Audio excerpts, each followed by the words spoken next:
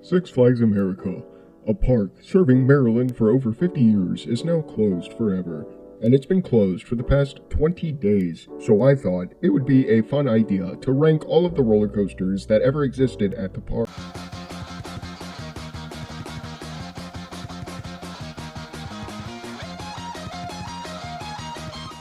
Number 13 is the Great Alonzo's Cannonball Coaster. I'm not really sure what this name means. I never got to ride this personally because it closed way before I ever visited the park in 1998. However, I've ridden a similar model to this at Kennywood called Lil Phantom Coaster. And from what I remember, it was literally just a little kid's coaster with a pull noodle strapping you into the seat, and there were no forces to be found whatsoever. It was kind of just a baby coaster that gets the little tots ready to upgrade to their next ride. So I can't really put this any higher in good faith. Coming in at number 12, we have The Great Chase, a standard, off-the-shelf, uninspired Zamperla family gravity coaster. You can find these things pretty much anywhere you go. They're at most parks in the entire country. The only thing that separates them is the amount of laps you take. Some of them take 1 lap, some of them take 2 laps, some of them might even take 3, like the Grand Exposition coaster at Silver Dollar City. Shout out to you.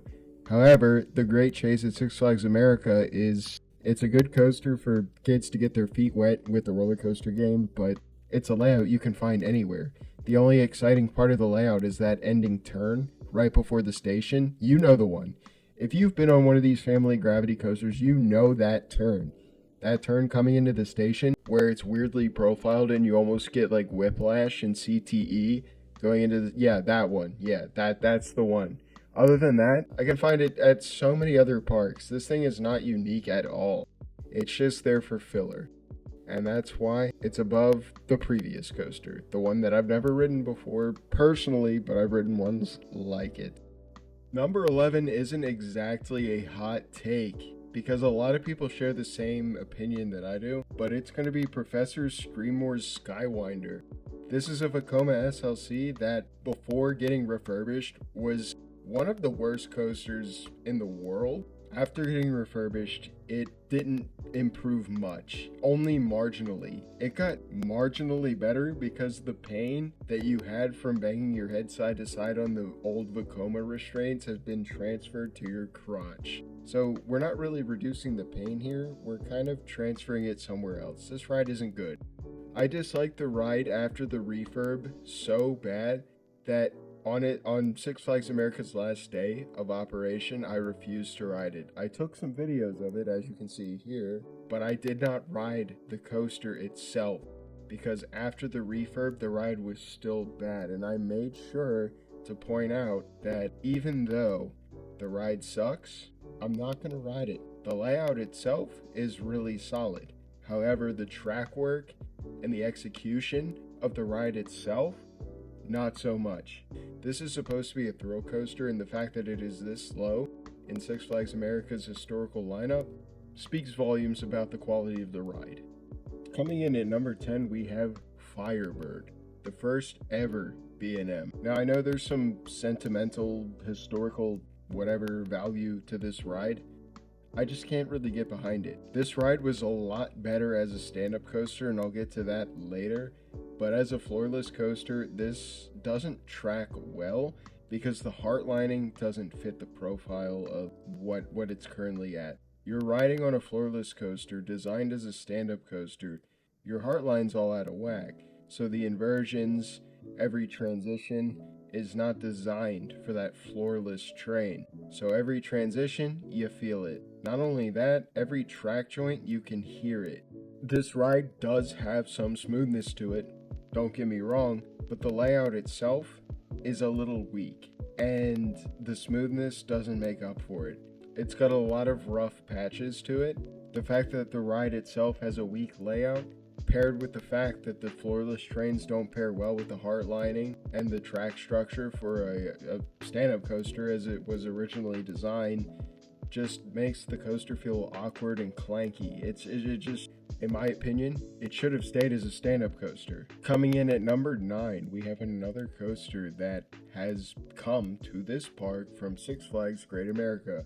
Not only did Firebird come from Six Flags Great America as Iron Wolf, we have Ragin' Cajun also coming from Great America. So we have a 2-for-1 deal here. This ride is actually genuinely fun.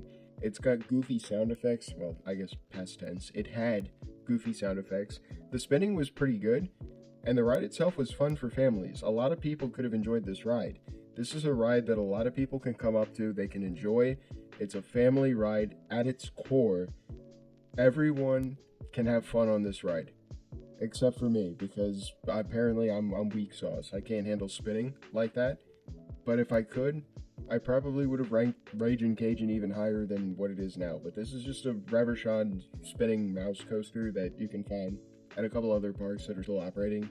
Again, we're going back to Kennywood because they have a Reverchon spinning coaster, an Exterminator, which I actually really like a lot more anyway. But we're not trying to put the pin on Kennywood here. We're trying to talk about Six Flags America as it is right now. And Ragin' Cajun was a solid ride. I'm not gonna down it. Even though this isn't my type of ride, I can understand why a lot of people like this ride. It's fun, it's enjoyable, it's a great time, and the spinning, that's just an added bonus. At number 8, we have a very controversial roller coaster coming in with Roar.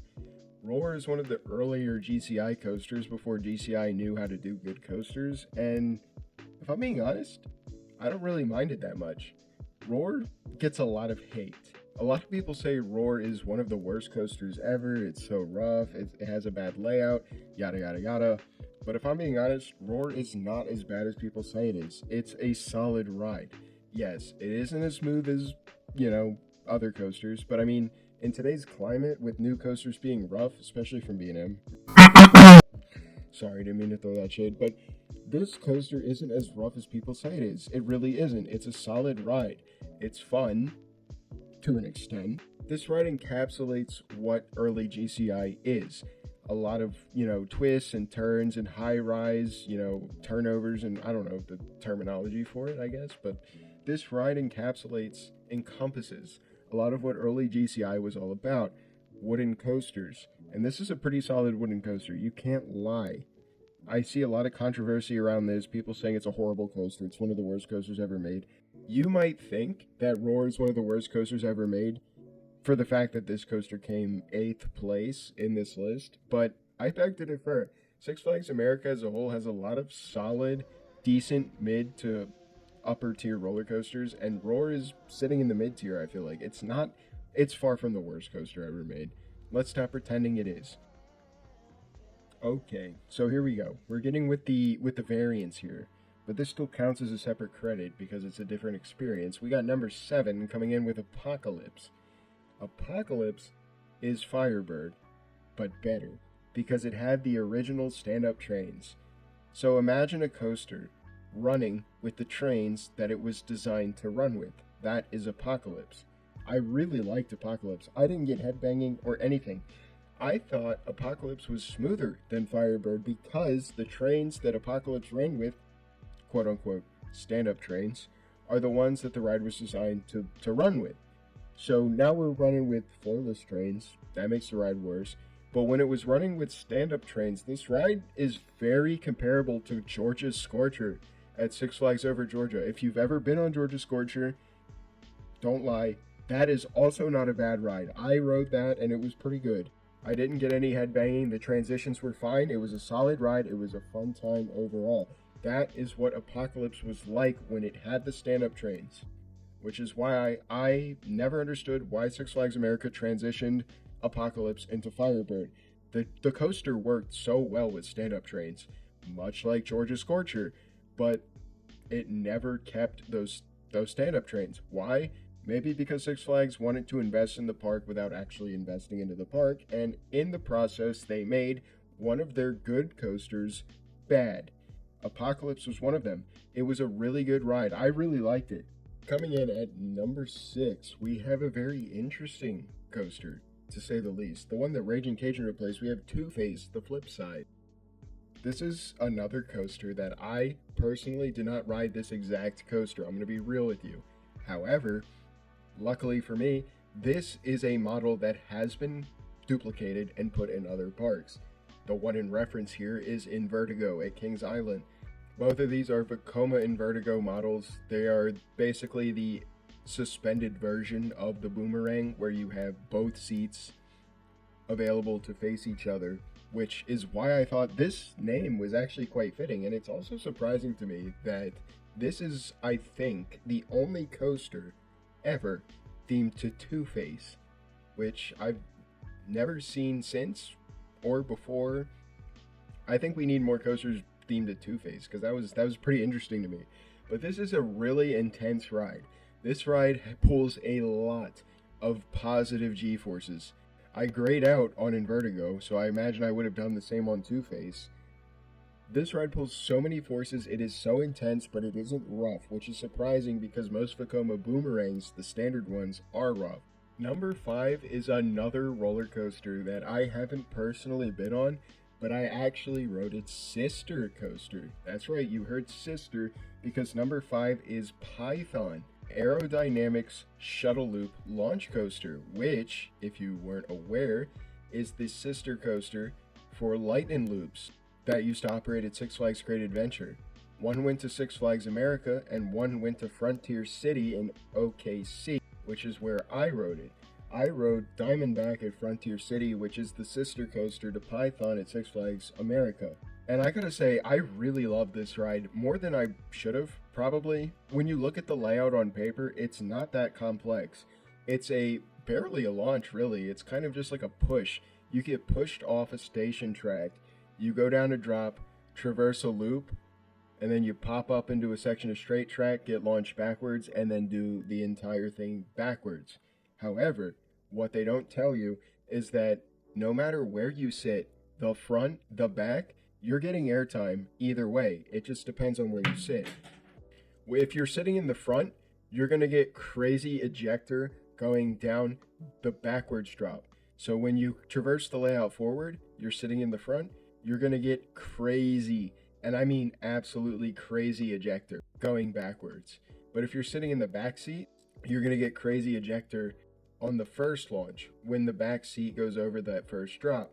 If you sit in the middle, you're going to get a little bit of both. So really, this ride is for everyone, because no matter where you sit, you're still going to get airtime. It doesn't matter. Aerodynamics is known for rough transitions, but because this ride is a straight track, it literally has no transitions to screw up. There's no turns, there's no corkscrews, there's no anything that Aero could possibly screw up here. It's a straight track with a loop. That's all it is. There are no transitions to give you CTE. The ride isn't rough at all.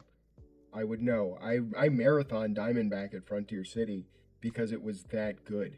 And I would have loved to marathon Sidewinder at Elitch Gardens, but when I went there, that ride was closed for 2 years, so I was like, well, I guess I'm shit luck. But Diamondback delivered. It actually delivered. And I imagined Python at Six Flags America would have done the same. Coming in at number 4, we have the classic 100-plus-year-old wooden coaster, Wild One. This ride is insane. Wild is kind of underselling what this experience is. This ride isn't just wild, it's unhinged. It starts off kind of tame by going down your traditional PTC drop, but don't let that fool you, because as the ride progresses through its layout, you're being battered from side to side, up and down, every which way. It is absolutely insane, dude. You need to go and ride Wild One provided forces for everyone to enjoy. It had ejector, it really did, on its return run, by the way. It had ejector on its return run, and it had insane laterals on that helix. And what's even crazier is that this ride survived 2 fires. So we're saying here that Wild One survived 2 fires, a relocation, but it wasn't able to survive 6 Flags. That's about where we're at right now. If you haven't been on Wild One, I really feel for you, and I really hope this ride gets relocated to someone who cares about it and can take care of it, because this ride does not deserve to die. This is a classic. It needs to be preserved, and if it doesn't, you'll be missed. Now we're getting to the bronze medal, and the bronze medal goes to Joker's Jinx, which is a premier ride spaghetti bowl LIM launch coaster, I guess that's what you call it. This ride was pretty good, I'm not gonna lie. It was one of the top coasters in the park for me because it was super re-rideable, and the fact that the pacing picked up exponentially as you traverse the layout is what really sold it for me. The launch was a great way to kick things off. It was a super smooth ride. You go through multiple inversions, and then you kind of hit this plateau. And as the ride slowly winded its way down the track, you get faster and faster and faster. The forces get more intense, and it leads up to a corkscrew finale leading into the brake run. It was honestly a fire ride. I would ride this all day if I could. Once you get to the final moments of the coaster, it makes it feel all the more worthwhile because of how intense it feels, especially when it gets really low to the ground. This ride is intense. It's unfortunate that it took the ride's closure for people to realize that this was actually a really good ride, and if it were at any other park, it would probably be a standout attraction. Taking home the silver medal at second place is Batwing. I know this might not be where a lot of people would put this ride, but this is where I'm putting it because this ride was honestly great. It's better than 99% of B&M flyers. Actually, scratch that. I like Batwing more than every other flying coaster except for Tatsu at Six Flags Magic Mountain, but that's because Tatsu is a different breed.